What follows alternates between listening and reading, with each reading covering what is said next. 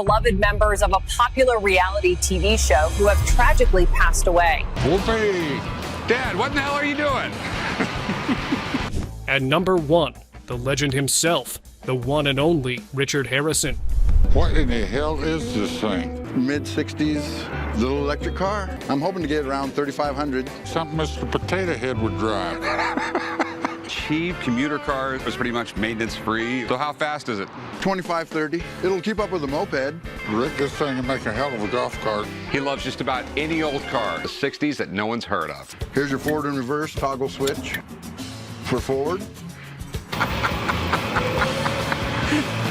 Sure you guys don't want to go for a ride? Rick was clearly doubtful about the deal, but he could see how badly the old man wanted it. Being the good son he was, he decided to make him an offer anyway. A bumper car are the world's oldest Prius. That's got to be the most unnatural thing I've ever seen. So how much you want for this thing? I'm thinking around 35. Dollars? Nah, 100. I don't think people collect these things. Well, you never seen one. It's weird, but I like it. Petrified dinosaur turd, but I don't think there's a market for one. I mean, I'll go 600 bucks. That's the best you can do? That's it. That's it. 6 it is. 6 is the deal, man. Let's go write it up.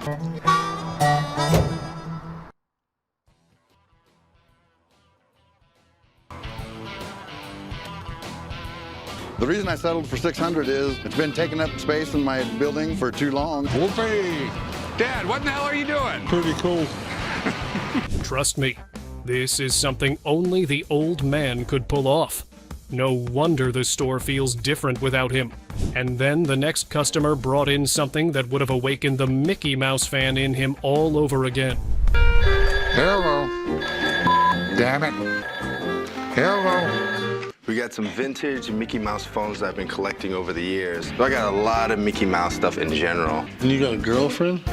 This one is probably the oldest out of the collection here. Of course, this is like late 80s. Some have the rotary, so you just spin it. You don't see that anymore, especially not Mickey Mouse. Mickey Mouse is a really big character. I've been collecting them for years. With all these phones, I should be, but unfortunately not. They should.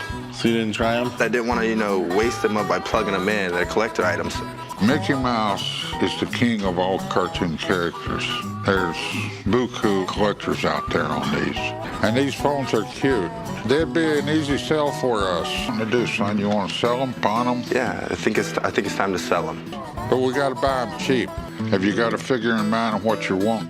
While Chumley couldn't care less, the old man knew exactly what collectors would pay for vintage treasures that looked worthless to everyone else. He wasn't about to let this deal slip away. With these 2 rotary runs right here, I could probably get 100 apiece. 350, 375 for all of them. I'm looking at about $250 for the lot, son. I was thinking a little lower. This one by itself should be 100. Should at least be over 50. These are collector items. Whatever I buy, I have to resell. Well, you got to understand, son, I'm not a collector. I would say at least 300. 275, but I'm not going over that. Well, I guess it beats 250. All right, you got a deal. Meet you up there. And just like that, the old man gave us countless memories that still make us laugh years later. But through all the silliness, he never let his kids forget who really ran the store. This next moment proved it. This is scary. Dad, you hit every cone. I didn't hit every cone. Wait, this was no joke. Pops, What? the reason we have those white lines in the parking lot, you're supposed to park between them. You're the person who gives old drivers a bad rap. My damn parking lot, I'll park where I want to. I'm the best damn driver here. I know, Fred Flintstone taught you. Tomorrow, I'm giving you a driving test. Yeah, screw it, Rick. I'll take the test. Rick cleared the entire parking lot, shut down the store, and turned the place into a full-blown parking test. It was showtime.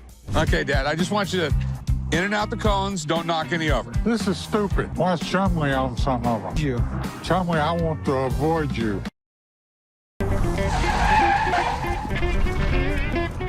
Are you gonna take off? Oh! Think he's. Oh! He stopped? This is definitely a fail. This is scary. You guys might want to back up here. Sweet son, Dad, you hit every cone. Dad! I was taking target practice. I did it perfectly, son. I didn't hit every cone. So what weapon ever brought to Pawn Stars. That Pan magazine holds 120 rounds of Martini Henry ammunition, the same in a Vegas pawn shop. Even Corey thought it was a movie prop until the expert showed up.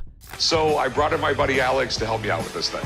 I mean, I'm looking at this thing and frankly, I'm stumped. Rick Harrison has bought swords, cannons, and wartime relics. 820, making it over 2 centuries old. Man, this is tough. So is it real?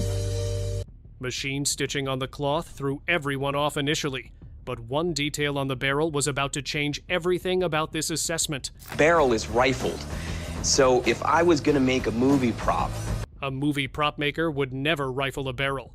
That's expensive, time-consuming work only done when someone actually needed to shoot straight. Lynch once he knew exactly what he was sitting on. We go 9? This is a thing that looks great in the showcase. Neither man was willing to walk away. When both sides want the deal equally, the middle ground always wins every single time. And when I first came in here, I'm the one that's laughing now. These weapons didn't just survive history, they walked into a pawn shop and blew. Yes, sir. You know who loves candy, right? This guy. Well, chum, we know your love for candies. But is this deal as sweet as them? This machine sure has Chum's heart, but Randy doesn't even know if it works. And neither does he have the keys to it. Well, let us look into what Chum thinks about it and whether he thinks it would be worth the cost. Just taking a look at it, I mean, it looks pretty rough shape. There is a lot of rust on it. It sure needs a good restoration. But Randy wants $1,000 for it. Man, it already needs so much work to be done. I personally don't think it's worth investing so much, but who am I to suggest? Oh, how the chum had been schooled by experience. A lesson etched deep into the fibers of his being, scarred by past misjudgment. Okay. Well, this machine is asking too much. Chum noticed it and got the bargain straight from $1,000 to $75. And they just shook hands on $100. But a deal is a deal. Let's see how Chum restored it and made it a good sales machine for his own bars. Whoa! Holy chum bar! Check it out, right? That is freaking awesome. Whoa, the machine is brand new again. No one can even imagine how it was before. And I know you're thinking no one got furious here. But hey, the video doesn't end here.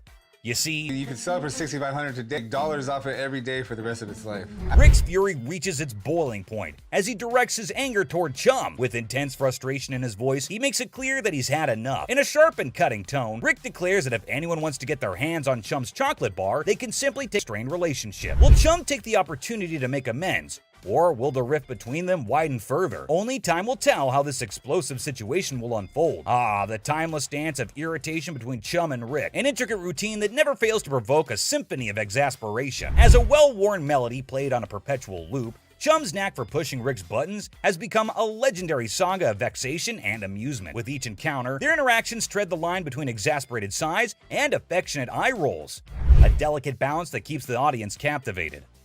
The sparks of frustration fly freely, igniting a wild dynamic that has become an integral part of the show's charm. So, dear observer, prepare yourself for yet another chapter in the saga of Chum and Rick's fierce relationship, where irritation and amusement intertwine in a dance that never ceases to entertain. Did you know that Chum's not just passionate about candies, he is passionate about diving as well? You can't even imagine what he buys next. He goes to buy a sailboat! Yes, you heard it right. A full sailboat. Rick was unhappy about the candy machine. You can't even imagine how he's gonna react to this deal. Give you that. Minus a little bit of paint and, a little glue and some elbow grease, I think it's in great condition. In the realm of high-stakes negotiations, a pivotal moment emerged when Chumlee laid his cards on the table, offering a seemingly irresistible deal for a remarkable boat priced at $7,000. But Chum couldn't agree on this price. It was too much. The air crackled with anticipation as the weight of the proposition hung in the balance, threatening to tip the scales of Rick's patience. It was a make-or-break moment that had the potential to send shockwaves through their long-standing relationship. The stakes were set, and the tension mounted like a pressure cooker nearing its boiling point. Could this be the tipping point that would send Rick over the edge, leading him to unleash his wrath upon Chumlee? The suspense was palpable, and we are eagerly awaiting the outcome of this risky transaction. Chum made a really nice bargain, and came to $3,800 as the closing price. The boat, I realized I was gonna need somewhere to park. Since it's such a beauty, a better place than right in front of the pawn shop. All right, start right there. Oh boy, get ready for the inevitable fireworks when Rick lays eyes on a massive boat about to be parked right in front of the pawn shop. You just know trouble's brewing. Rick's face turns crimson with anger as he witnesses the chaos ensuing in the parking lot. Shouting fills the air, ropes are flailing about, and the situation is spiraling out of control. Now, it's up to you to decide how Rick will react. Will he burst out of the shop like a raging bull, ready to lay down the law and restore order? Or will he take a moment to cool down and approach the situation with a level head? Brace yourself for the dramatic clash that lies ahead. What insanity do you guys have going on? What's going on here? But hold on, there's a twist in this tale. Chum steps forward, determined to explain his actions, and hopeful that Rick will actually commend him for his endeavors. With a mix of confidence and trepidation, Chum begins to share his motivations and the reasoning behind his seemingly chaotic actions. He lays it all out, hoping that Rick will see the brilliance behind his plan. What do you think? How will Rick respond? Will he give Chum the recognition and praise he desires, surprising everyone with his understanding and appreciation? Or will he continue to be infuriated, dismissing Chum's explanation as nothing more than an attempt to cover up his reckless behavior? Here comes a roller coaster of emotions as this captivating scene unfolds before your eyes. I need a spot to park your 27-foot sailboat that I just bought you. A look of profound disappointment washes over Rick's face, his eyes conveying a mixture of frustration and exasperation. He can't help but feel let down by Chumlee once again. With a raised voice, Rick unleashes his discontent, emphasizing the absurdity of the low price Chumlee has set for the boat. In a biting remark, Rick suggests that if the boat is being sold at such a bargain, one can only imagine the true condition and quality of the vessel. He acknowledges the undeniable truth that a good boat worth its weight in value would never be sold at such a low cost. The disappointment in Rick's voice is palpable as he grapples with the reality of the situation and his frustration with Chumlee's decision-making. It's a moment that highlights the clash of expectations and the unrelenting nature of their dynamic. Poor Corey gets dragged into it for no apparent reason. Supposed to be a manager. You handle this. We're not going to have a boat in the parking lot. Put the boat somewhere. And where I'd like you to put it, I really can't say. Poor Chum, yet again, not appreciated for any efforts. As if the mounting list of Chum's blunders wasn't already enough to incite Rick's fury, an air of suspense fills the room as Chum finds himself teetering on the precipice of yet another foolish choice. Tension crackles in the atmosphere as we hold our breath, waiting to see if Chum will repeat his pattern of misguided decisions.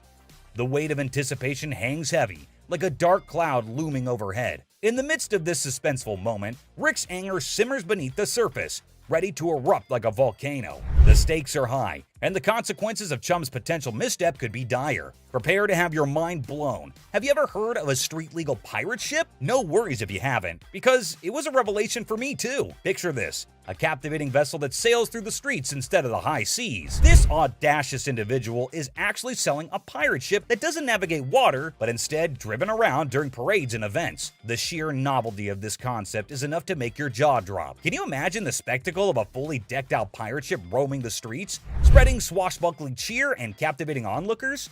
It's an unconventional twist on the nautical adventure, where imagination takes flight on wheels instead of waves. A fascinating change that challenges traditional boundaries and sparks the imaginations of all who encounter it. For a ship, you can actually drive 60 miles an hour on the highway. This is awesome.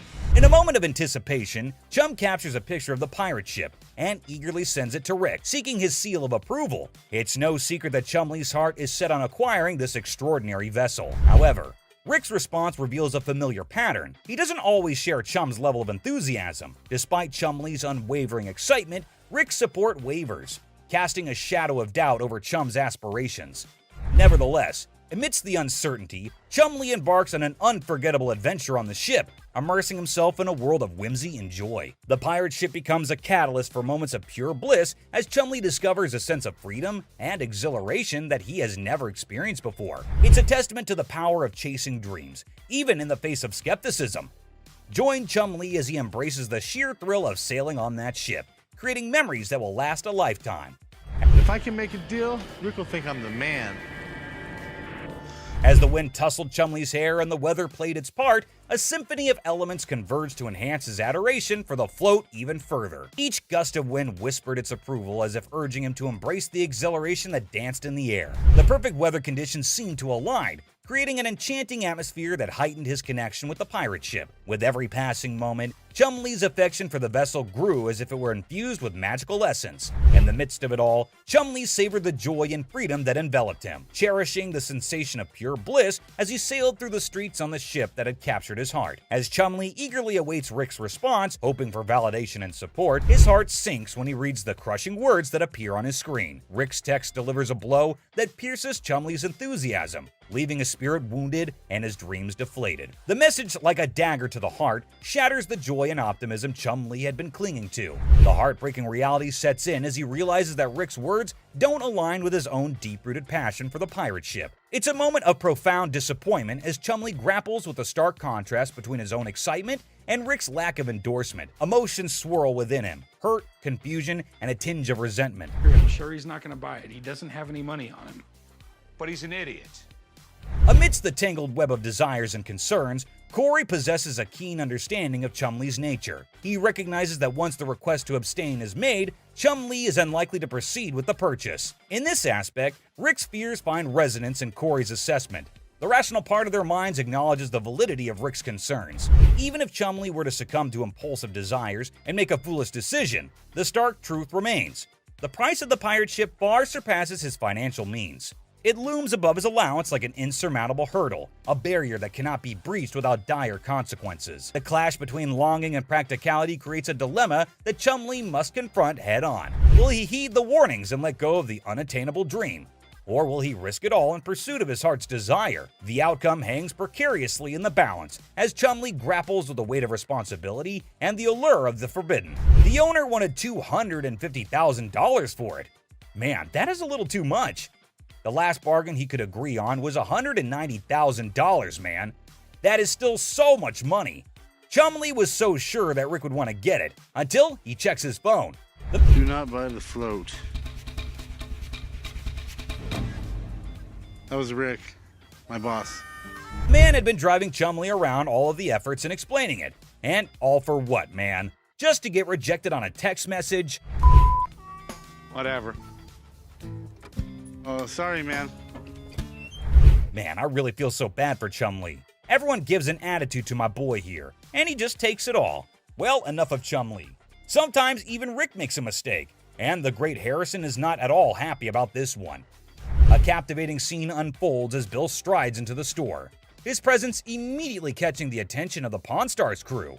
In his possession, he carries a Wells Fargo strongbox, an intriguing artifact that exudes a sense of mystery and historical significance. As if that weren't enough, he adds to the spectacle by unveiling antique balls and chains, further piquing the curiosity of everyone present. Bill, confident in his offering, sets the price at a hefty $2,000.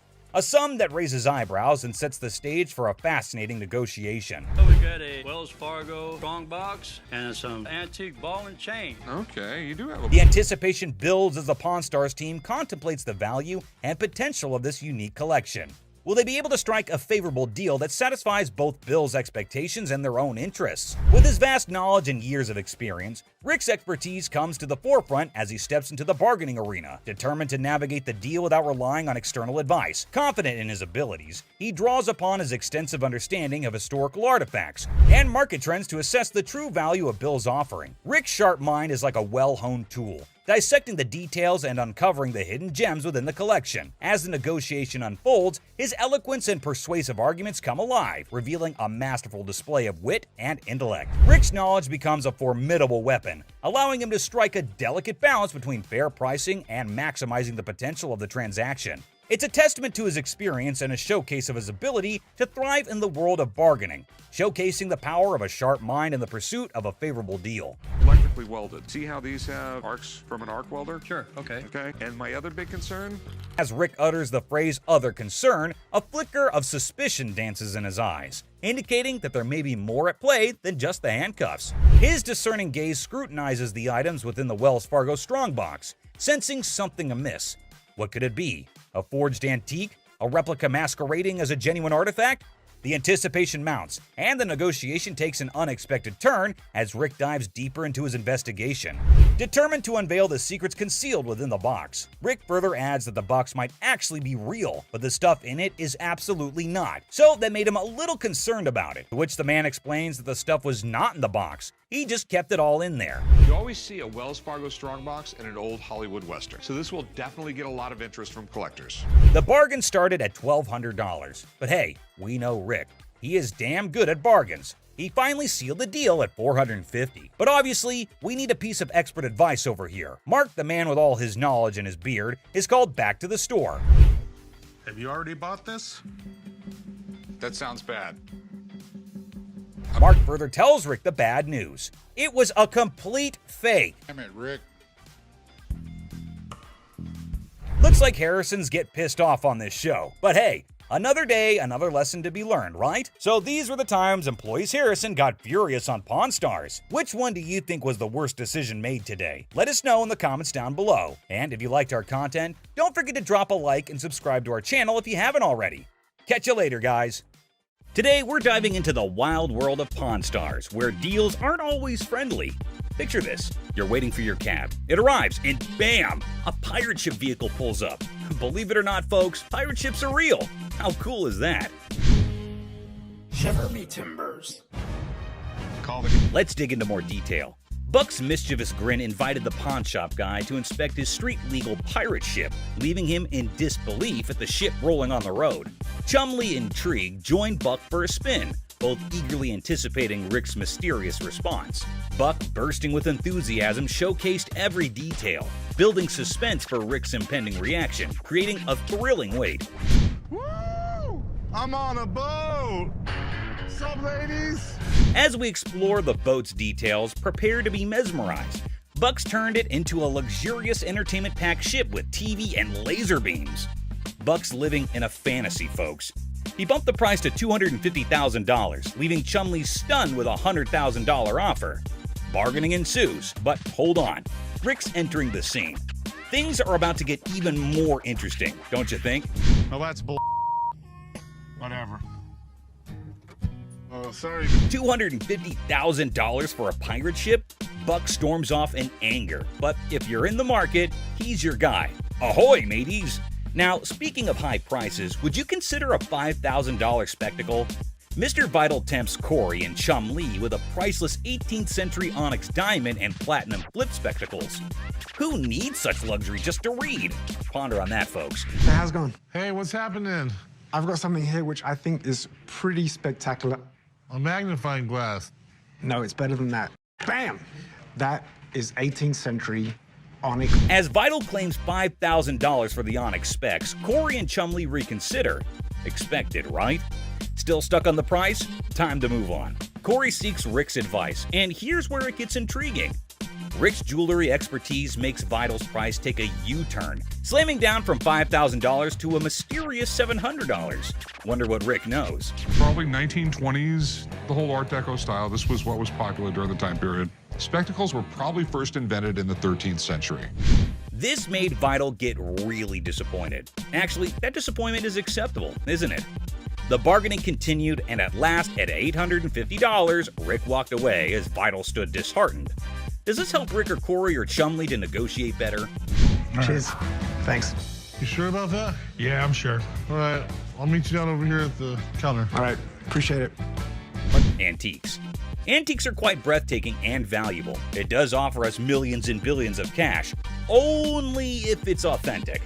Let's meet a guy who tries to sell a fake 1888 Perseus and Pegasus statue by Emily Pacall. Who isn't fascinated by the great Greek mythology? The fables and morals are indeed captivating. One morning, a gentleman approaches Rick with an 1888 Perseus and Pegasus statue by Emily Pacall. Rick is astounded in seeing that artifact and claimed that if that's an original, it is indeed worth thousands. Wow, can you imagine, folks? One day you have a valuable artifact, the next second you have an I'm rich kind of moment. Something worth imagining, right, guys? How you doing, gentlemen? Oh, pretty good. Had a bronze statue I'd like to sell. Do you know much about it? I don't know what to tell you about that. The man listens patiently to Rick's captivating mythology theories and facts. Moments of calmness pass, but then the atmosphere shifts. Rick drops a bombshell. the artifact isn't an original but a recast. Things escalate before you can guess, and even security hovers on the edge. Dramatic, isn't it, folks? 1930s, died around 1915. He did a lot of mythological stuff. It escalated way too fast, and the man was done and stormed off the place cussing Rick and the other men. People were surprised, but it was a regular day for Rick. Rick's life is quite adventurous and fun, isn't it, guys? Let's research more about Rick's day-to-day meetings, shall we? Photographs are said to be the doors to the past. We live ourselves through photographs again and again. But what if the photographs are made to lie or to make money? Isn't that point of view interesting? Let's meet a man who uses the photograph of great Abraham Lincoln and Mary Todd Lincoln to make $1 million. On a pleasant day, Rick gets a potential seller who's going to surprise him and us all with his possessed item and the strange demand. Good. So here we go. Gorgeous. Supposed to be Abraham Lincoln and Mary Todd Lincoln. Chumley grows suspicious of the Abraham Lincoln and Mary Todd Lincoln photograph. Surprising? Not really. Rick steps in, emphasizing the need for a master's eye before sealing the deal. Confusion ensues, prompting Rick to call in Maureen, an expert. Maureen declares the photo illegitimate, sparking tension between Rick and the seller. Spicy, right? Now, the absurd unfolds. The seller demands a whopping $1 million for the photograph, leaving the crew and us, the audience, utterly speechless. The man has left us hanging. What's really going on here? In 10 years. Honest to God. I know, you think this is worth $1 million. Isn't that correct, guys? Anyways, Rick didn't encourage the guy, which led to the repercussions between them. He took the big leap and faded away from the scene of action. Is greed an important factor in this, or are the sellers genuine in their prices? A lesson for you guys. One shouldn't be dumb enough to be this greedy. Fascinated by weapons, right guys? Guns top the list. Now picture this, you invest all your savings in a pistol, only to find out it's a fake. Ouch, that's gonna sting. Watch how this man loses himself on realizing that he bought a fake flintlock for $800. What do we got? We have a 1763 French flintlock pistol. Okay, you mind if I see it? Absolutely. Corey is approached by a man with a cool-looking flintlock pistol. This dude wants $1 grand for this pistol. Who can blame him, guys? The pistol does tell some brave stories. This guy is so passionate about the pistol, such that he explains how the gun works. Isn't it always fascinating how people are so interested in these fields? So this man expects $1 grand from it, but things are gonna change soon. The specialist claims that the pistol only costs $75 to $100. Pretty unexpected, right folks? This crushed the man. He saw his life stuck for a while. He couldn't believe anything he heard then. Or next up, we can meet a kid who demands an unreasonable price for a Hudson Bay Gorget. Gorgets were used during the ancient days by the soldiers. What's going on, son? I've got a Hudson Bay Gorget made probably around the 1700s. Hey, Rick. This young man shows the Hudson Bay Gorget to Rick. Rick immediately recognizes that it's from the 1700s. But is it for real? Let's find out. The small dude asked $100,000 for the neckpiece, which shocked Rick. Just like how we're sitting now. Try to focus, guys. Let's see how the deal is going to go down. Rick politely disagrees with his demand and gives him a clear clarification on why with proper reasoning. Things heated up as the young man started cussing at Rick. All right, have a nice day. That guy, I think he just thinks I'm some punk kid. Rick returns the Hudson Bay Gorget politely, and the guy is angry and rude. He finds his way out himself while cussing and being angry at Rick. See, folks, realities are hard to swallow, but that's the way it works. Isn't it true, people? Things are getting more and more interesting as we dig more about these incidents, right guys? Let's travel more. A piece of metal molded into a shape and is attractive. Yes, it's a ring. They are aesthetic and beautiful, but what if it costs $13,000? Let's see what happens during this encounter. One day, a client arrives at Rick's shop claiming that he owns a 1995 Atlanta Braves World Series ring. As the name suggests, the ring was gorgeous and was indeed a pleasure to the eye. The ring was so bright that it almost made Corey go blind for a little while. Let's see how.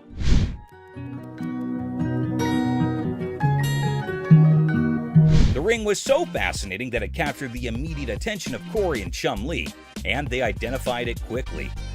Sports enthusiast, huh? They exchanged their knowledge about the game, then the ring. They instantly felt a connection because of their craze on sports. Let's see till when the connections last. I'm sure that the journey will be interesting. Let's go on.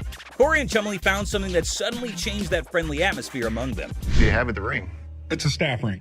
Okay. I know there's a huge difference in price between the staff. Yes, you heard it right. The ring didn't belong to the players. Instead, it belonged to the staff.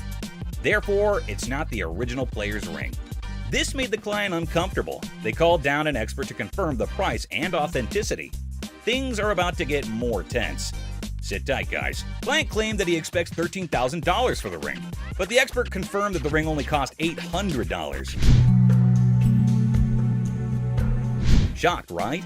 Then the client became furious and he claims that he's never going to return to the store for selling anything. He cusses the expert, Corey, and even Chum Lee. It's a portrait coin of Julius Caesar from the month before he got assassinated. Rome wasn't built in a single day. A familiar quote. What comes to mind? Julius Caesar, the most powerful ruler in history. Now, imagine someone claiming to have a coin with Julius Caesar's print, made just a month before his death. Even Rick was fascinated, eager to delve into the captivating details of this historical coin. A key addition, right? The man expects $4,400 for the coin, and initially Rick agrees without negotiations. But hold on, Rick consults an expert for a second opinion. Always better to consult before concluding, right? The expert drops a bomb. The coin isn't worth $4,400, but only $1,000. Devastating. Insults Rick, furious, and storms out of the store. What really happened? The mystery remains.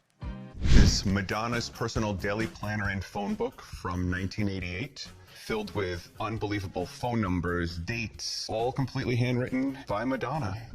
Madonna, if there's a chance to own personal memorabilia of a legendary pop star of the 80s or 90s. Yes, we're gonna deal with the famous Madonna. Isn't that exciting, guys? A gentleman approaches Corey and Madonna's daily planner. Will the deal work out well, or will things go sideways? Let's find out. As the man approaches Corey, he's in hope that he can gain a reasonable amount through it. Corey proceeds to analyze the journal and realizes that it's the memorabilia of the legendary Madonna. Corey is thrilled and excited by the fact he just heard. As a fan of pop, he couldn't reject the item, but analyze it. He then continues to flip through the pages. The man and Corey further discuss the notes written in the diary. Corey started feeling like the diary was legit, that it belongs to Madonna. It was because there were dates and events that are exclusively written, which can be directly connected to her. It's indeed exciting, right guys? Corey took a safe step and consulted an expert. He came and analyzed the journal over and over. He confirmed that the diary belonged to Madonna itself. This made all three of them excited. Will the deal go smoothly? Unfortunately, the atmosphere changed when the price negotiations started. The man asked $25,000 for the journal. This made Corey rethink. He pushed down the offer all the way down to $4,000. Corey explained why he downed the offer. How would you react in this situation? Let's see how this guy dealt with it. He was annoyed and devastated on hearing the price. He even raised his voice at Corey, but there were no further negotiations on their part. Man claimed that he was insulted by the price set by Corey. He repeatedly claimed that Corey was making a big mistake and he stormed out of the shop. You think Corey made a mistake, or was it a wise decision? On a fine day, a man approaches Rick with a guitar. It was none other than the Semi Mosley's prototype guitar. Rick was stunned to see such a rare guitar. Sideways and he stormed off. Rick and the specialist were feeling quite relaxed after he left. Do you think the guitar was worth $100,000? I got an old Stevens shotgun, 3 triggers. It's been in the family for about 60 years. I travel around the country with my line of work, and I've been toting the shotgun around for the last 15 years. What do you do for that? I'm an insurance adjuster. 3-trigger shotgun. Guns are fantastic pieces of machinery. As we all know, they come in a variety of shapes and purposes. The usage of guns dates back to the ancient eras. Can you believe that the guns were a part of livelihood during the olden days? It was included in men's day-to-day activities. One day, a man approaches Corey and Chum with a unique gun. Hold on, folks. Let's see how the deal goes. Corey suddenly became captivated by the gun. Man explained the significance of the gun. It was a 3-trigger shotgun. It was one of the rarest guns in history. This invoked the spark in Chum and Corey. Who isn't fascinated by the rarest of the rare gun? Let's see how they deal with this. Man gives more details about the gun to guys, its construction, design, etc. He even explains the types of metals used for making the gun and so on. Corey listens to every single detail and almost feels like the gun is legit. Chum also agrees with Corey's analysis. Corey admits that he isn't a gun expert, so he calls in a friend of his who is a specialist in this area. He came in and started analyzing the gun. He also confirms that the gun is authentic and rare. Corey and Chum thought that the gun could be a great addition to the shop and they can also make a reasonable sale. Then their situation changed. What may have happened? Let's dig more. The specialist confirms that the gun is legit and authentic, but the shotgun's condition wasn't great. This triggered a sense of fear in both the parties. The atmosphere got worse as the discussion about the price began. Man said that he was expecting $100,000 from the gun. Is that price justifiable as the gun is a rare antique? Let's find out. When the price was stated by the guy, Corey and Chum were dumbstruck. After hearing the specialist's opinion, they lowered the price to $500. This was quite insulting to him. He didn't agree to the price. Corey didn't negotiate further as he knew that it didn't price much. The man became annoyed. He left the place in anger. Was the gun really worth more? That's the question left for you folks. I've been collecting bikes for about 20 years, and I started collecting Schwinn's like most guys do, and I just said, you know what? I want to collect something that nobody has. Murray Bikes. Everyone has owned a bike at least once in their life. There are a lot of bike enthusiasts around the globe. One such man approaches Corey and Chum with 2 hotshot cycles. Hop on, let's see what will happen. So one fine morning, a seller comes down to the shop to sell 2 bicycles. They analyze the cycles and understand that the cycles are none other than the Murray cycles. Murray cycles are one of the legendary cycles that dated back to the 80s. They were the best-seller cycles during that era and were very popular. They were excited to see the OG unique cycles. For further clarification, the seller gave him the facts about the cycle, not only about its origin, historical values, the making, and mainly about their features. They listened to the features and examined the cycles closely. They ask if it is okay to take the cycle for a spin and so on. Things seemed pretty good and okay while they were discussing the facts about the cycles. For further clarification, also for expert opinion, Corey brings an expert and asks him to analyze. Will things run smoothly or not? Let's find out. The expert also discusses some of the facts about the cycle with the other 3. They 4 have an open heart conversation about Murray cycles. Now things are going to take a different turn. Let's see why. Corey asks the seller how much he's expecting for the cycles, and he claims that he expects around $8,000 for both the cycles. This leaves Corey in shock. As they negotiate, Corey claims he can only buy it for $3,000. The seller seems to be in distress and not willing to sign the deal. He claims that the cycles can be traded for more than the above-mentioned price. Both of them disagree, and the seller leaves the place without signing the deal. It was indeed a cycle that fascinates all of us. Maybe Corey has different ideals and also focuses on what's good in the field of business and more. How's it going? The episode just starts with a casual conversation between Rick and an old man. But look what he's got! Yes, my friends, you just laid eyes on an 1884 Colt that was used in the Wyoming Range War, also known as the Johnson County War. Goes with it. There's nothing like a good book after a good shooting. That's what I always say. And not to forget the book that comes with it. I mean, you gotta keep the rare flock together. Rick, as usual, begins his quiz. Asked a whole lot of questions before investing his money into something that a normal person would have bought in a heartbeat. So how exactly did you get the gun? My father got this from the great-great-granddaughter of Fred Koch. Are these many questions ever asked while I go to sell something antique? Maybe. How would I know? I've just gone to the shops to buy something, never to sell anything. But wait, it seems like he practiced it the whole night, answered all the questions like a pro. That man did better than the rest of us would do in our lives. Tough college times. Wait, what did my eyes just witness? Rick narrating the whole Wyoming Range War story. Basically, large cattle barons feuding with really small cattle ranchers. The small guys were stealing cattle. It felt like a whole history lesson to me. I must say, Rick does have some insane knowledge about antiques. The way he narrated the whole thing was nothing less than an informative history class. Not gonna lie. Moving further, we see Rick's intelligence as he checked all the details provided on the document just like a professional would. This is a 45 caliber. This is a 45 caliber. It's a 5.5-inch barrel. That's a 5.5-inch barrel. With this line, when you throw on a personal story that actually ties a cowboy to a gun, that's the kind of thing collectors love. I can see he clearly knows how to hit the proper note. But when you throw in a personal story that actually ties a cowboy to a gun, that's the kind of thing collectors love. Without a second thought, the man quoted $55,000 for the gun. What do you think? Are Rick and the old man on the same page? Well, for you to know that, you have to continue watching. I'd like $55,000. $55,000? And obviously, before getting such a huge amount out of his pocket, he wanted a second opinion on the matter, for which he called an expert. Get someone down here, he'll tell me if it actually belonged to this guy. To be honest, I really don't get it. How can one identify if it's original or fake by just looking at some words written on a piece of paper? Anyway, who am I to say anything? What we have here, it's really hard to make that connection. Some facts were served right there. Like clearly, who else if not Rick would know more than for how much something like that goes in his shop. And you know, Pawn Stars is all about who bargains best to make the most profit. So let's see who gets to cut the cake tonight. And just when he thought things couldn't get crazier, Rick dropped the price and set his bet to $1,500. And all that effort went to waste right in front of your eyes. Yeah, I'm just not gonna be able to do that. I think maybe I'll see if I can maybe get some more Providence. That was pretty obvious. No one would want to sell an antique for this measly amount of money. Definitely not a very profitable deal. And with that deal went flying Rick out of Rick's hands. But in this next episode, this person walks in with a really interesting gun. But how interesting? You're about to find out. Yeah, it's like something James Bond would wear. Yeah, right. You just saw that, huh? But that's not out of a James Bond movie.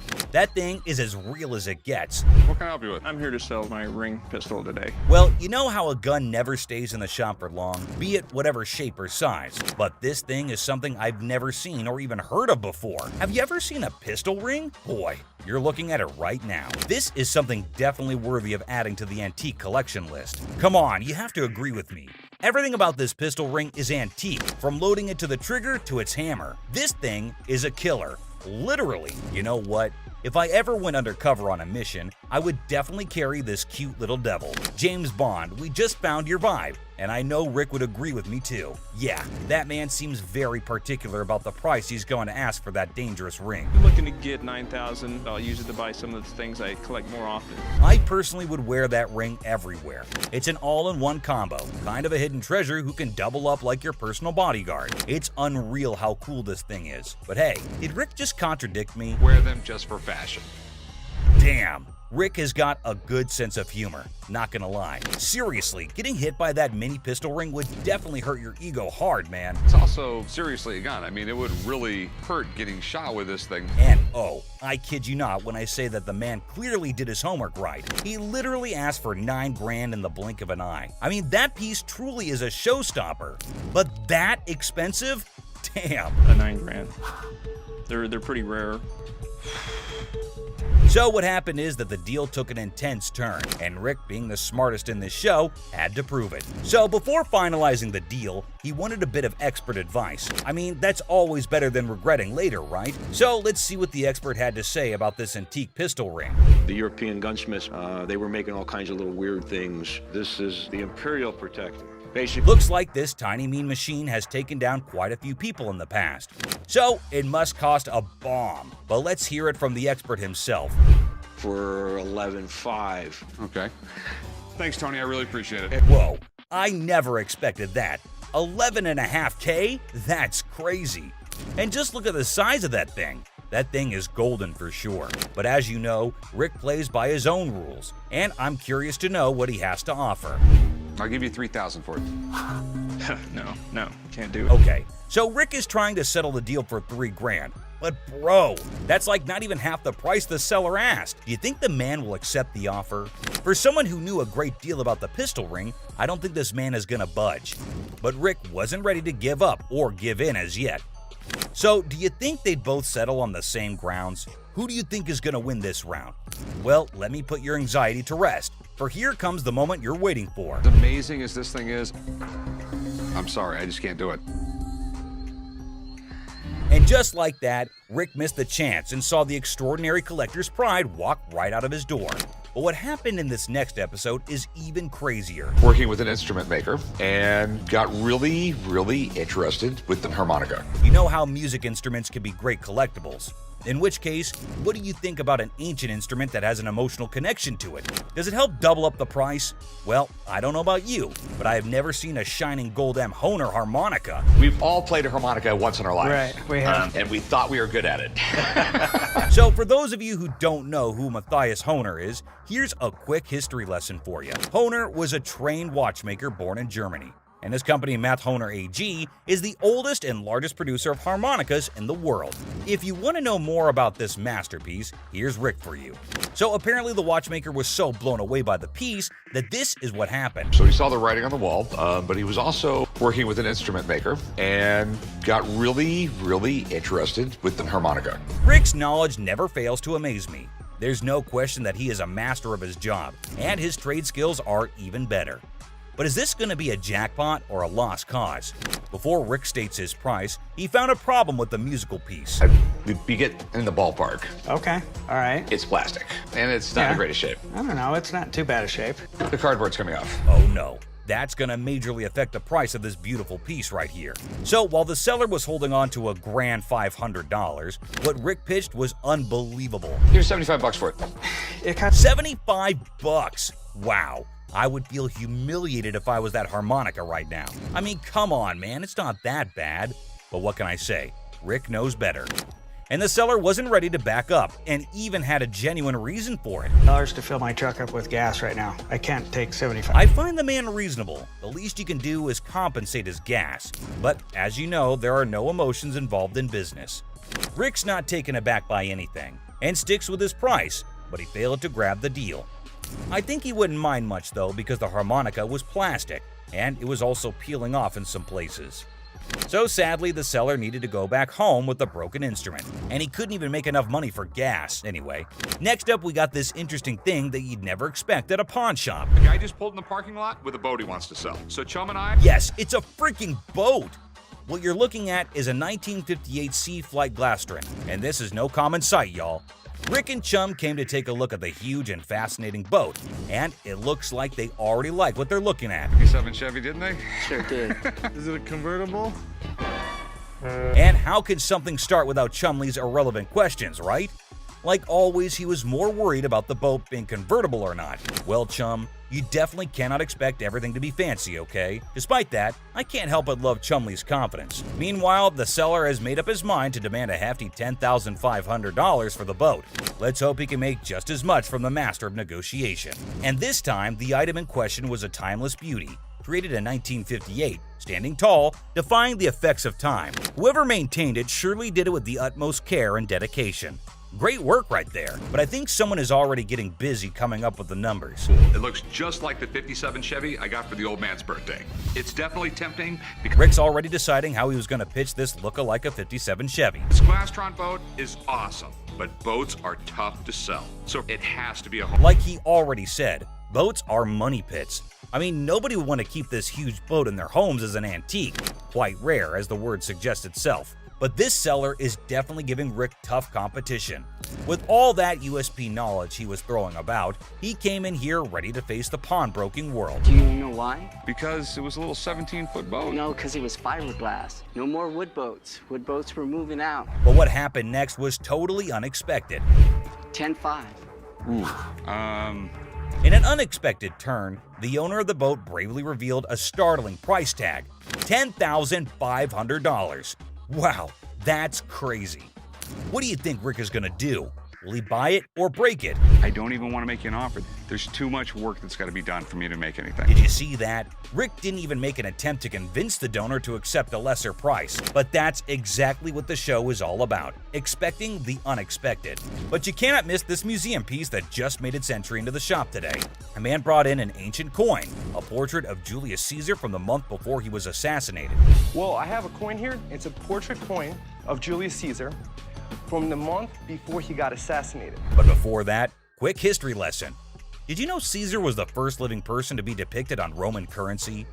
Back then, this honor was only reserved for the gods, so you can imagine Caesar's position in the society.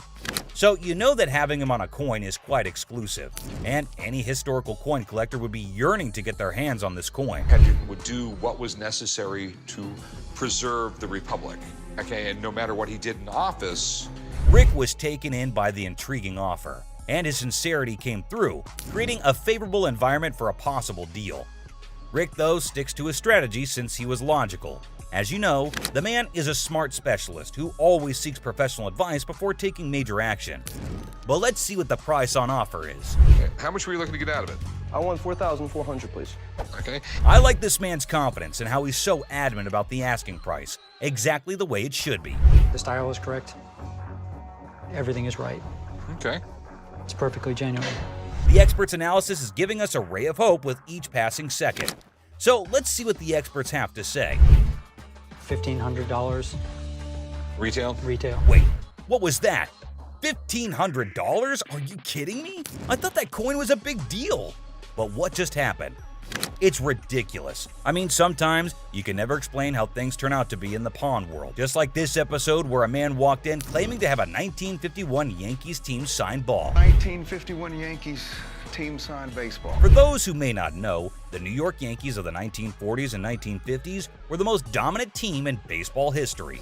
They won 10 World Series titles only between 1947 and 1962, including their 5 consecutive World Series victories from the 1949 to 1953 season. However, things have now taken a turn, and the glory remains in history. Coming back to the item in concern, the seller also claimed that the ball had the signatures of around 22 to 23 Yankee players from around that time, and out of all of them, it had the signatures of Joe DiMaggio and Mickey Mantle. Got about 22, 23 signatures on The year 1951 holds a special place in baseball history, as it was Joe DiMaggio's final season and Mickey Mantle's first.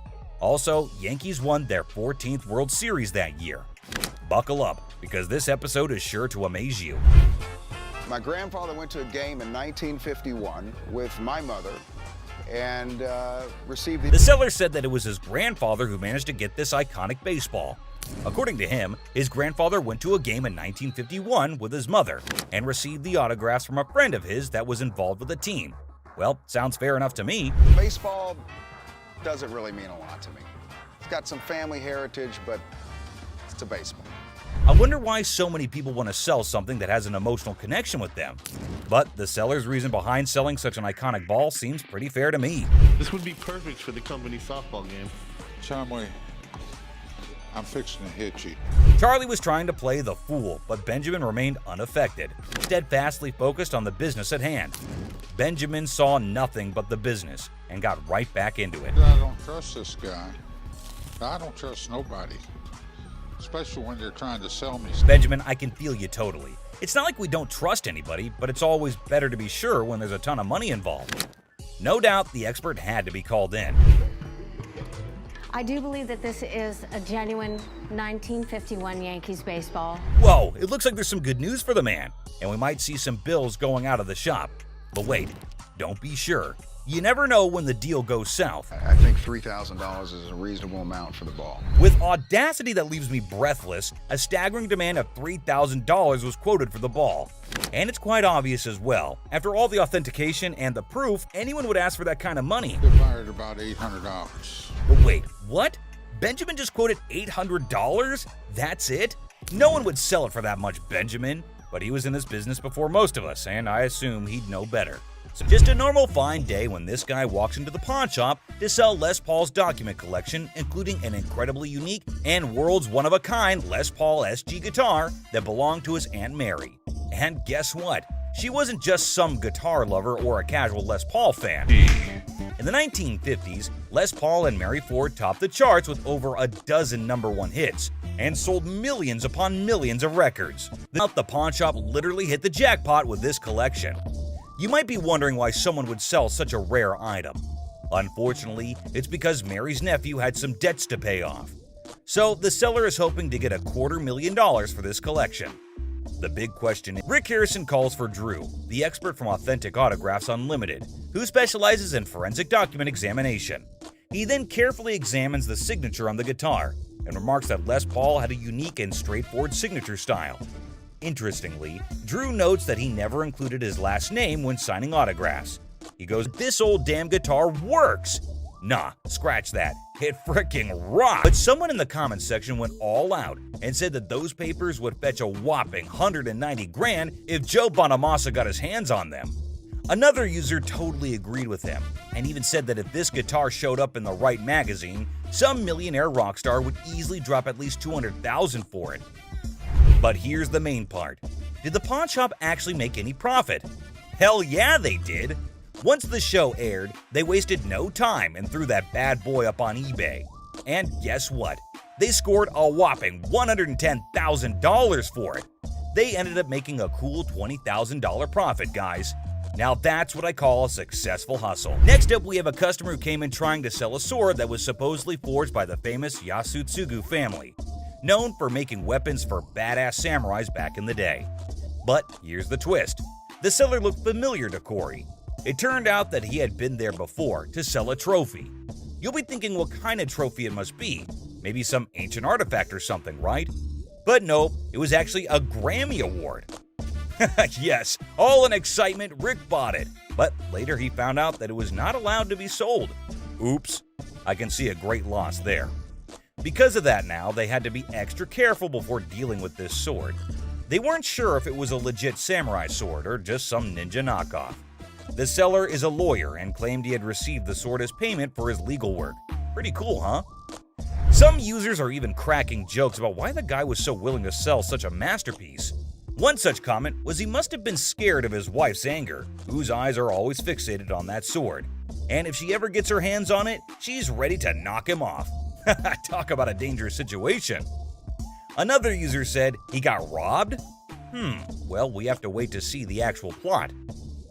Taking the lawyer's word for it, Corey decided to take the risk, and then he went ahead with the purchase. Even without having an expert to check its authenticity. I mean, let's be real, that was pretty foolish, right? I mean, who was going to check if the thing was actually legit or not? So they asked the seller how much he wanted for it, and he said $5,000. The buyers were skeptical about its condition and started throwing offers as low as $800. That's a crazy drop. But the seller fought back, saying every bit of that sword is worth the full $5,000. If you're gonna hold my feet to the fire and make me pay as much as I can, it's gonna be $1,500. I'll come down to $2,000. I've got 5 of them right there. The shop wasn't ready to pay that much without knowing more about it, so Corey went up to $1,200. He was trying to get the best deal he could, but the seller didn't budge. They went back and forth until finally the seller settled for Corey's offer of $1,500 just to get Rick off his back for that Grammy thing. After buying the sword, Corey was not at peace and was restlessly waiting for the expert who was out of town during the appraisal. Finally, he got to meet up with Mike Yamasaki, the expert, and Corey explained how he took a shot in the dark and bought the sword without knowing if it's actually worth the money. So, after taking a small glimpse at it, Mike recognized it as a samurai sword and told Corey the history of the sword. He stated that after World War II, around 3 million Japanese swords were taken out of Japan by the occupying forces. In those days, the Japanese warriors, also known as samurai, were skilled professional fighters, and the samurai sword was like their badge of honor.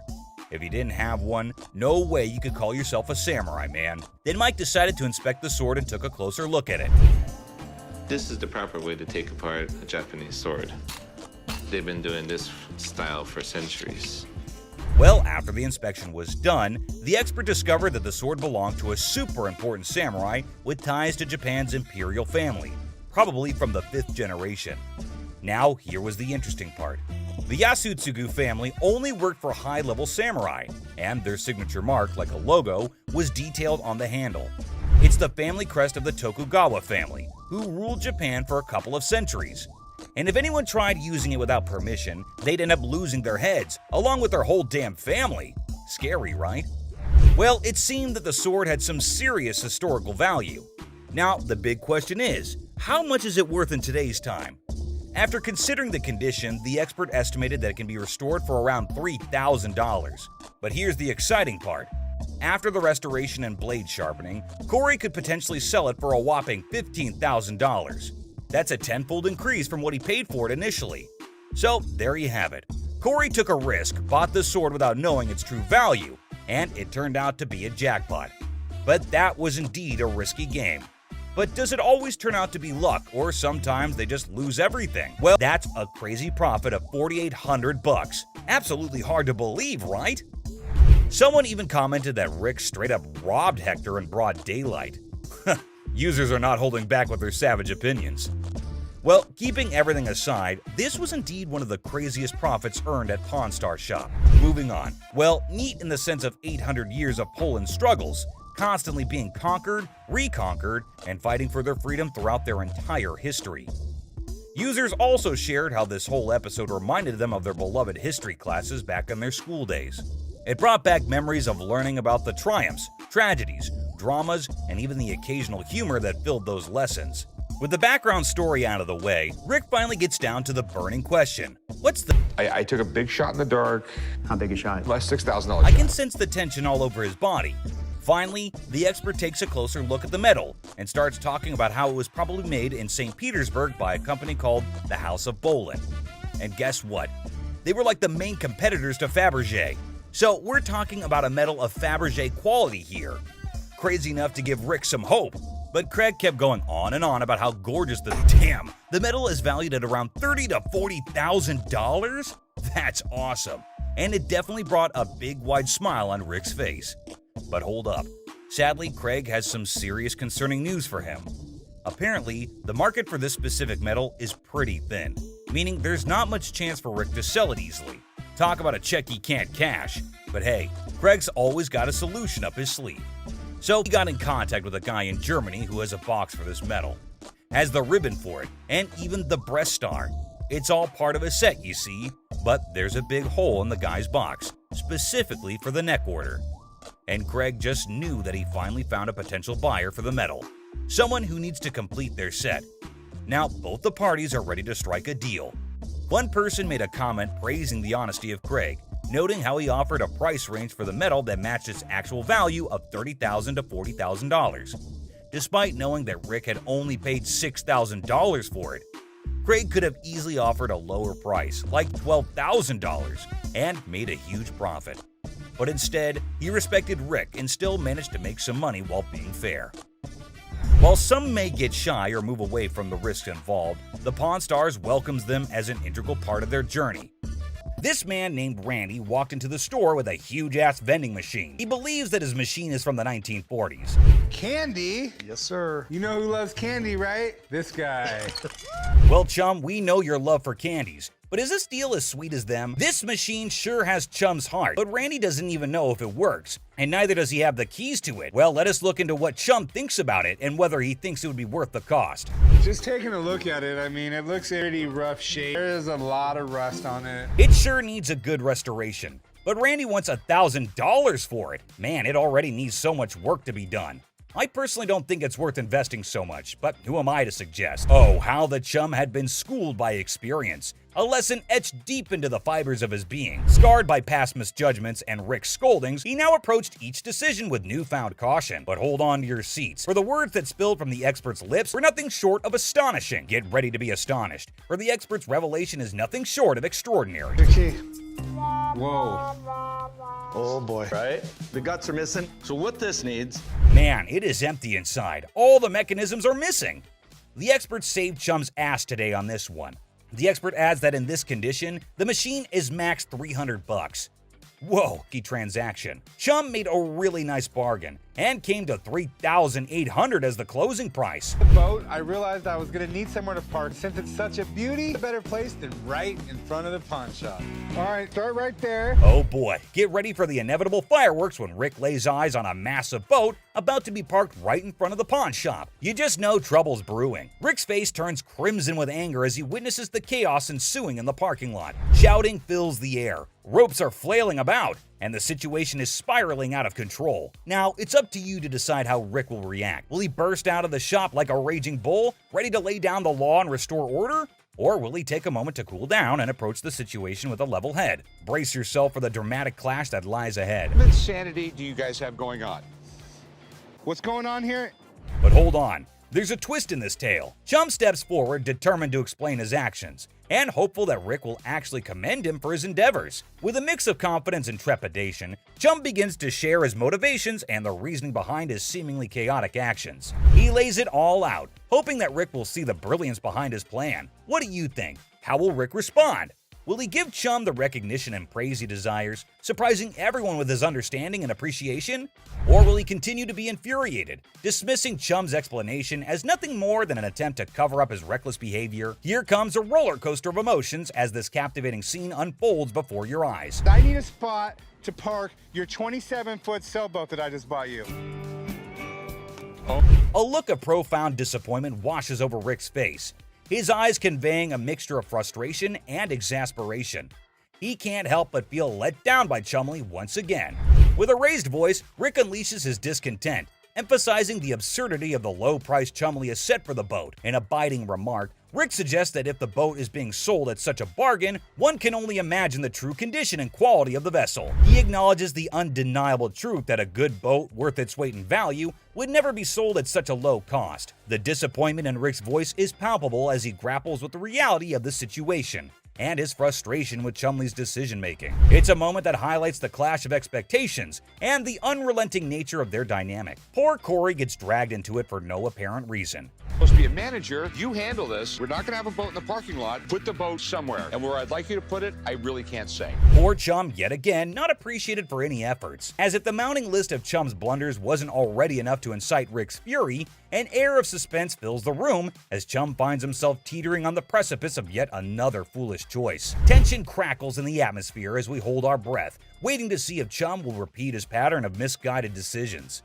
The weight of anticipation hangs heavy, like a dark cloud looming overhead. In the midst of this suspenseful moment, Rick's anger simmers beneath the surface, ready to erupt like a volcano. The stakes are high, and the consequences of Chum's potential misstep could be dire. Prepare to have your mind blown. Have you ever heard of a street-legal pirate ship? No worries if you haven't, because it was a revelation for me too. Picture this: a captivating vessel that sails through the streets instead of the high seas. This audacious individual is actually selling a pirate ship that doesn't navigate water, but instead driven around during parades and events. The sheer novelty of this concept is enough to make your jaw drop. Can you imagine the spectacle of a fully decked out pirate ship roaming the streets, spreading swashbuckling cheer and captivating onlookers? It's an unconventional twist on the nautical adventure, where imagination takes flight on wheels instead of waves. A fascinating change that challenges traditional boundaries and sparks the imaginations of all who encounter it. For a ship, you can actually drive 60 miles an hour on the highway. This is awesome. In a moment of anticipation, Chum captures a picture of the pirate ship and eagerly sends it to Rick, seeking his seal of approval. It's no secret that Chumlee's heart is set on acquiring this extraordinary vessel. However, Rick's response reveals a familiar pattern. He doesn't always share Chum's level of enthusiasm. Despite Chumlee's unwavering excitement, Rick's support wavers, casting a shadow of doubt over Chum's aspirations. Nevertheless, amidst the uncertainty, Chumlee embarks on an unforgettable adventure on the ship, immersing himself in a world of whimsy and joy. The pirate ship becomes a catalyst for moments of pure bliss as Chumlee discovers a sense of freedom and exhilaration that he has never experienced before. It's a testament to the power of chasing dreams, even in the face of skepticism. Join Chumlee as he embraces the sheer thrill of sailing on that ship, creating memories that will last a lifetime. If I can make a deal, Rick will think I'm the man. As the wind tousled Chumlee's hair and the weather played its part, a symphony of elements converged to enhance his adoration for the float even further. Each gust of wind whispered its approval as if urging him to embrace the exhilaration that danced in the air. The perfect weather conditions seemed to align, creating an enchanting atmosphere that heightened his connection with the pirate ship. With every passing moment, Chumlee's affection for the vessel grew as if it were infused with magical essence. In the midst of it all, Chumlee savored the joy and freedom that enveloped him, cherishing the sensation of pure bliss as he sailed through the streets on the ship that had captured his heart. As Chumlee eagerly awaits Rick's response, hoping for validation and support, his heart sinks when he reads the crushing words that appear on his screen. Rick's text delivers a blow that pierces Chumlee's enthusiasm, leaving his spirit wounded and his dreams deflated. The message, like a dagger to the heart, shatters the joy and optimism Chumlee had been clinging to. The heartbreaking reality sets in as he realizes that Rick's words don't align with his own deep-rooted passion for the pirate ship. It's a moment of profound disappointment as Chumlee grapples with the stark contrast between his own excitement and Rick's lack of endorsement. Emotions swirl within him: hurt, confusion, and a tinge of resentment. I'm sure he's not going to buy it. He doesn't have any money on him. But he's an idiot. Amidst the tangled web of desires and concerns, Corey possesses a keen understanding of Chumlee's nature. He recognizes that once the request to abstain is made, Chumlee is unlikely to proceed with the purchase. In this aspect, Rick's fears find resonance in Corey's assessment. The rational part of their minds acknowledges the validity of Rick's concerns. Even if Chumlee were to succumb to impulsive desires and make a foolish decision, the stark truth remains: the price of the pirate ship far surpasses his financial means. It looms above his allowance like an insurmountable hurdle, a barrier that cannot be breached without dire consequences. The clash between longing and practicality creates a dilemma that Chumlee must confront head-on. Will he heed the warnings and let go of the unattainable dream? Or will he risk it all in pursuit of his heart's desire? The outcome hangs precariously in the balance, as Chumlee grapples with the weight of responsibility and the allure of the forbidden. The owner wanted $250,000 for it. Man, that is a little too much. The last bargain he could agree on was $190,000, man. That is still so much money. Chumlee was so sure that Rick would want to get it, until he checks his phone. Do not buy the float. That was Rick, my boss. Man had been driving Chumlee around all of the efforts in explaining it. And all for what, man? Just to get rejected on a text message? Whatever. Oh, sorry, man. Man, I really feel so bad for Chumlee. Everyone gives an attitude to my boy here, and he just takes it all. Well, enough of Chumlee. Sometimes even Rick makes a mistake, and the great Harrison is not at all happy about this one. A captivating scene unfolds as Bill strides into the store, his presence immediately catching the attention of the Pawn Stars crew. In his possession, he carries a Wells Fargo strongbox, an intriguing artifact that exudes a sense of mystery and historical significance. As if that weren't enough, he adds to the spectacle by unveiling antique balls and chains, further piquing the curiosity of everyone present. Bill, confident in his offering, sets the price at a hefty $2,000. A sum that raises eyebrows and sets the stage for a fascinating negotiation. We got a Wells Fargo strongbox and some antique ball and chain. Okay, you do have a... The anticipation builds as the Pawn Stars team contemplates the value and potential of this unique collection. Will they be able to strike a favorable deal that satisfies both Bill's expectations and their own interests? With his vast knowledge and years of experience, Rick's expertise comes to the forefront as he steps into the bargaining arena. Determined to navigate the deal without relying on external advice, confident in his abilities, he draws upon his extensive understanding of historical artifacts and market trends to assess the true value of Bill's offering. Rick's sharp mind is like a well-honed tool, dissecting the details and uncovering the hidden gems within the collection. As the negotiation unfolds, his eloquence and persuasive arguments come alive, revealing a masterful display of wit and intellect. Rick's knowledge becomes a formidable weapon, allowing him to strike a delicate balance between fair pricing and maximizing the potential of the transaction. It's a testament to his experience and a showcase of his ability to thrive in the world of bargaining, showcasing the power of a sharp mind in the pursuit of a favorable deal. Electrically welded. See how these have arcs from an arc welder? Sure, okay. Okay, and my other big concern? As Rick utters the phrase "other concern," a flicker of suspicion dances in his eyes, indicating that there may be more at play than just the handcuffs. His discerning gaze scrutinizes the items within the Wells Fargo strongbox, sensing something amiss. What could it be? A forged antique? A replica masquerading as a genuine artifact? The anticipation mounts, and the negotiation takes an unexpected turn as Rick dives deeper into his investigation. Determined to unveil the secrets concealed within the box, Rick further adds that the box might actually be real, but the stuff in it is absolutely not, so that made him a little concerned about it, to which the man explains that the stuff was not in the box. He just kept it all in there. You always see a Wells Fargo strongbox in an old Hollywood Western, so this will definitely get a lot of interest from collectors. The bargain started at $1,200, but hey, we know Rick. He is damn good at bargains. He finally sealed the deal at $450. But obviously, we need a piece of expert advice over here. Mark, the man with all his knowledge and his beard, is called back to the store.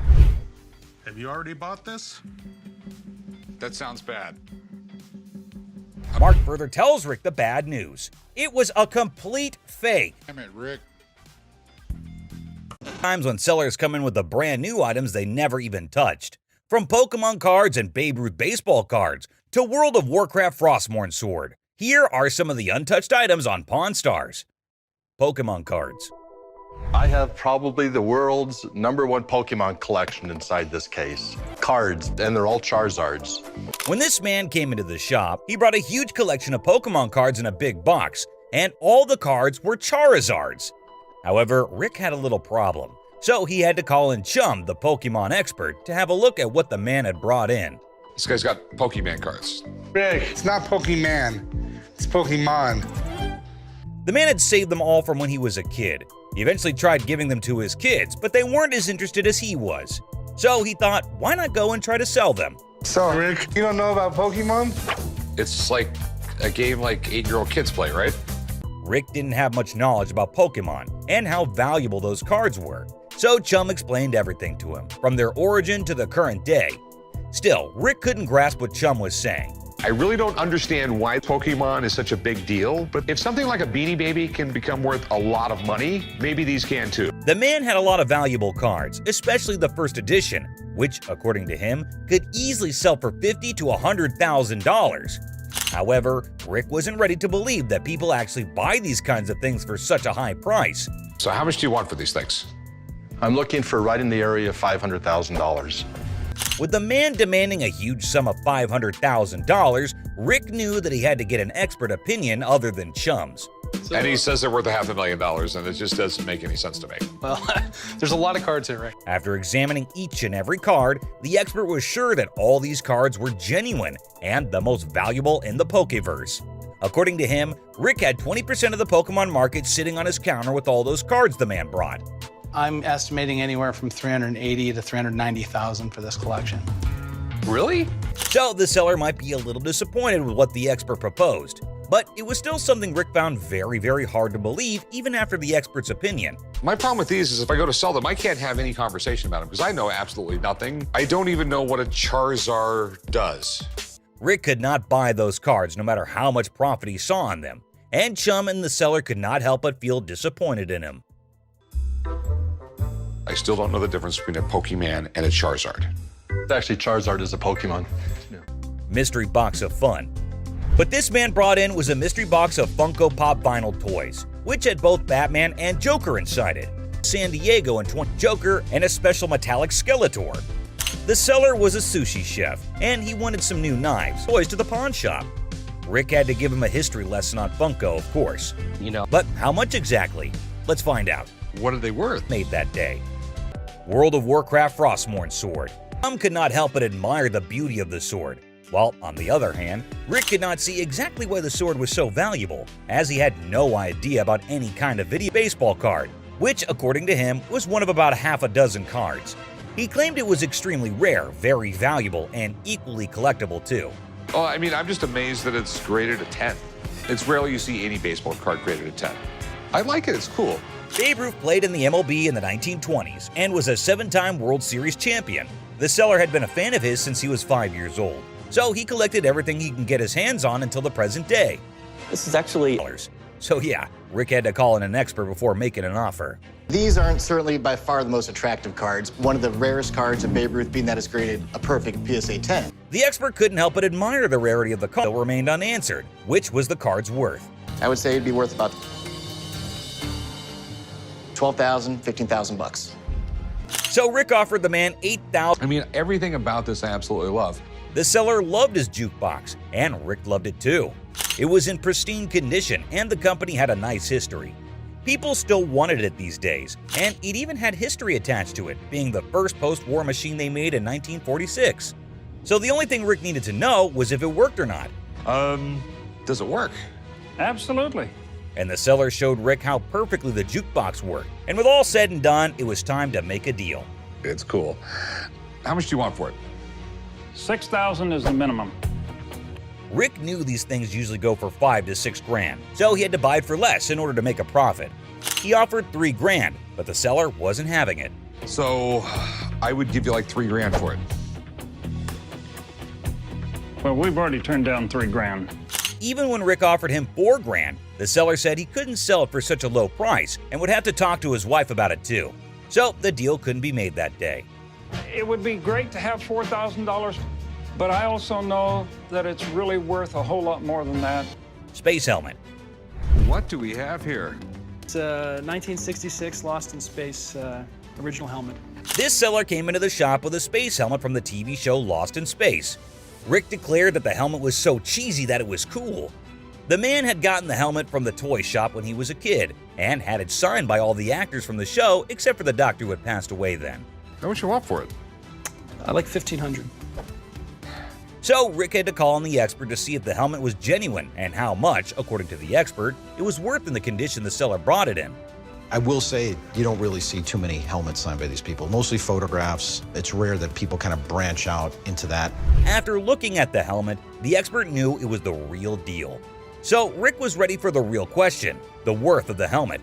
The expert said that he had to examine and authenticate all the signatures one by one. Really nice signature. Can't read every letter, but it's, looks pretty good on there. With everything checked and done, the helmet was said to be worth $500 by the expert. But Rick had to have it checked by the toy expert too to know the worth of the helmet as well. And it's amazing that that's all intact. Also, we have all the straps. The expert had to admire the condition the helmet was in. And according to him, the helmet could easily go for $1,200 to $1,400. What will you take for it? I mean, 15 is what I'd like for it. Not gonna happen. But the deal got done at $900 after just some light negotiations, and Rick's conditioned that he would give him $900 if the seller wears the helmet once. I'll meet you right over there. Sounds good. Pokemon Game Boy. Hey, how's it going? Pretty good. What's the name for you today? Game Boy Color Pokemon Limited Edition. Pokemon Game Boy Limited Edition, brand new, never opened, is what this man brought into the shop, and it was enough to get Corey's interest in the deal. The man got it from his friend, and now, after so many years, he wanted to sell it for $2,000. Almost zero about Pokemon. I have no idea what a Charmander or a Pikachu is at all. Yeah. But still, Corey knew about the original Game Boy, which was very popular back in 1990, and knew that they sold out their entire inventory in 2 weeks. Any idea what you're looking to get out of it? I think a fair price would probably be about like $2,000. Even though it was obvious that being the limited edition, this thing was worth a lot. Corey had to call in the expert as he didn't know enough to make a deal all by himself. Game Boy Color Limited Edition Pokemon. Yeah, I am very familiar with this. This is right up my alley as a collector. The expert looked at it closely, at the condition of the box and everything. There were a few flaws on it, but the question was, what was it worth in the condition it was in? I would estimate that based on the condition, this would probably be worth $1,200 or so. With that said, the expert was gone, and Corey was ready to offer the seller $300 for it, and the deal got done at $400.